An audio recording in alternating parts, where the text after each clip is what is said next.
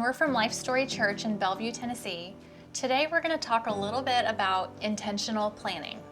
So we're also going to be talking a little bit about the Proverbs 31 woman and discuss some methods with you on what you can take away from this message in order to live an intentional, prioritized life.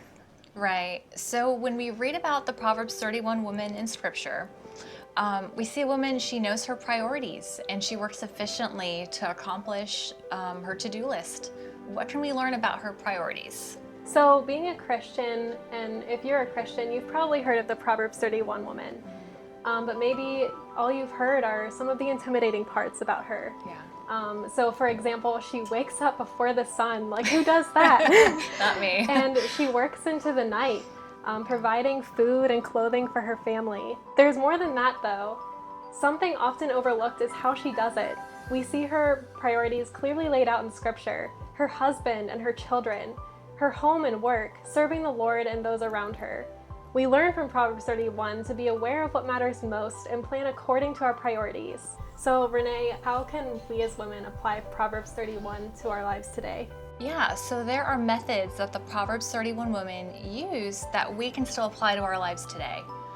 Knowing her priorities, structuring her day, planning and preparing, and having systems in place. She apparently had very good systems running to keep her household running smoothly. So with effort, we can use some of the Proverbs 31 methods in our daily life today. So now we're going to share 4 methods on how you can manage your time based on your priorities. So number 1, the first way, pray about your time and priorities. Take the time to really seek the Lord, pray about your time, pray about your priorities, and how you should structure your day. For most of us, the way we spend our time in our day can be broken into these 5 life roles, and this is taken from the Life Purpose Planning course and workbook. So these 5 P's are: person, your relationship with the Lord; partner, your relationship with your spouse; parent, your relationship with your children; provider, your work and management of finances; and proclaimer, which is sharing the gospel. If you're married, this is also a great opportunity to pray with your spouse over your plans and your schedules, just so you can be aligned in your priorities together. Proverbs 16:3 says, "Commit your works to the Lord, and your plans will be established." That's awesome. So sometimes it's really easy to get overwhelmed, especially when it comes to redirecting your priorities and lifestyle. Looking to God for strength is so important before attempting to change your habits. Number 2, assessing your time. Assessing your time will tell you what habits you need to change and give you a starting point.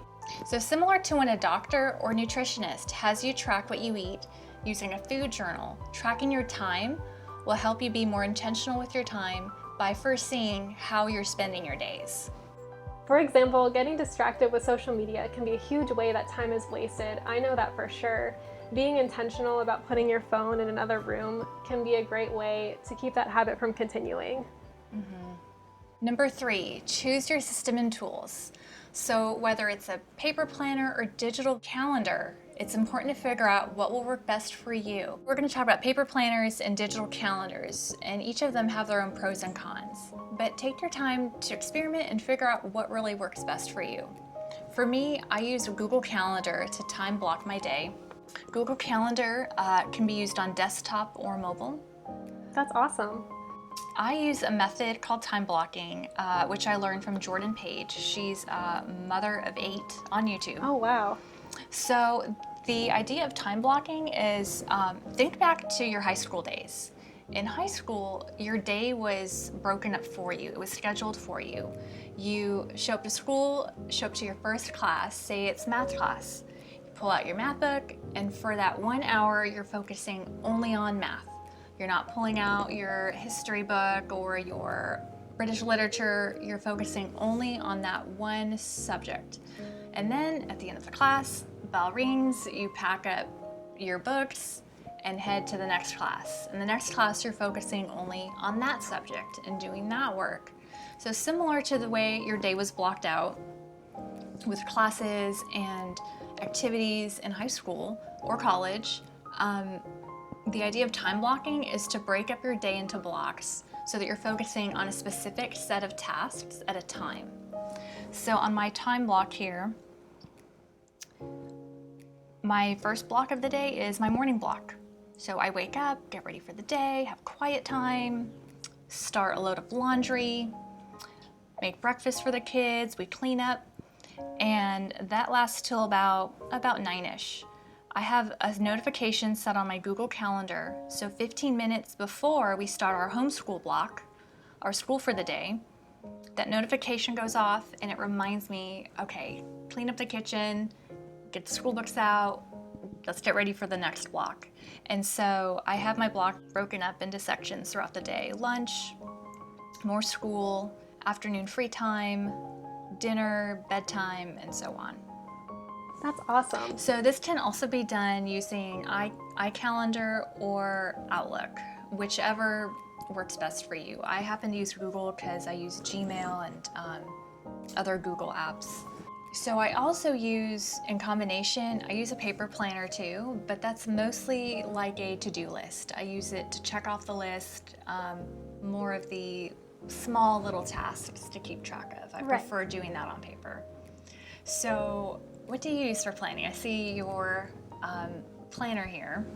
So I primarily use a paper planner, and I prefer that just because I'm a very creative person and I like to draw and be artsy, so that's definitely something that is a huge determining factor of why I chose a paper planner.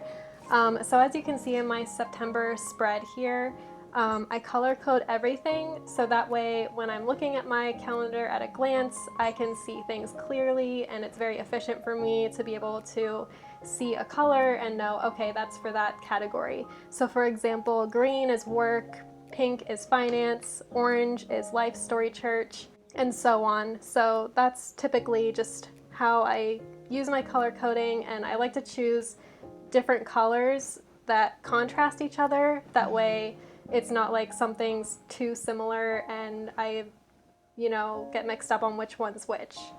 And then to go into more detail with my weekly spread, so I typically spend 1 to 2 hours every Sunday just going through and putting my phone away and really writing out my weekly plans and priorities, and just my goals for the week. So this is kind of an example of, for these 3 different categories here, I have my work, household chores, and then personal things like reading.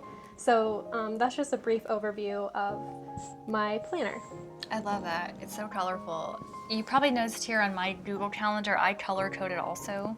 The household and personal tasks, just the day-to-day homeschool household is pink, church is yellow, kids' school activities orange, and so on. So, but I agree with you. It's very easy to see visually to see your week blocked out in colors with the different categories. Yeah, I definitely agree with that. So because there are different systems, it's really important to assess the pros and cons of each tool. For example, with a paper planner, you can get more creative, it's more therapeutic. With the digital calendar, you have the convenience of always having it with you, synced to multiple devices. So it's definitely important to really consider what will work best for your family, and don't be afraid to change it up a little bit. I personally use a combination of both. That's awesome. I definitely agree with that it's really important to just assess, which method is going to be best for you for sure. So the 4th method we're going to talk about is about giving yourself grace and time. So Ranay and I are very much the perfectionist type. We try to keep things organized and efficient. However, we are definitely still learning, and it's always going to be a process. It's always important for us to remind ourselves that it won't ever be perfect, and to lean on God and His grace when it comes to time management. So we encourage you to read through Proverbs 31 and get inspired, really dig deep, and consider what you can apply to your life. And for me, it's really inspiring to look at her day, how she manages her household, her children, she's there for her husband. So really dig deep and be inspired, and consider your schedule. And don't be afraid to maybe change things in your schedule, tweak things, try something now. It may not work, but don't be afraid to really make it customized to you. Right. So Today we'll just leave you with this verse from Proverbs 31, verses 25 through 28. Strength and honor are her clothing. She shall rejoice in the time to come. She opens her mouth with wisdom, and on her tongue is the law of kindness. She watches over the ways of her household, and does not eat the bread of idleness. Her children rise up and call her blessed, and her husband also, and he praises her. I love that. So we hope that you ladies are inspired as we are by Proverbs 31, and we hope that today's video has given you maybe a few tools and some motivation to seek God on your priorities and how you can align your schedule accordingly.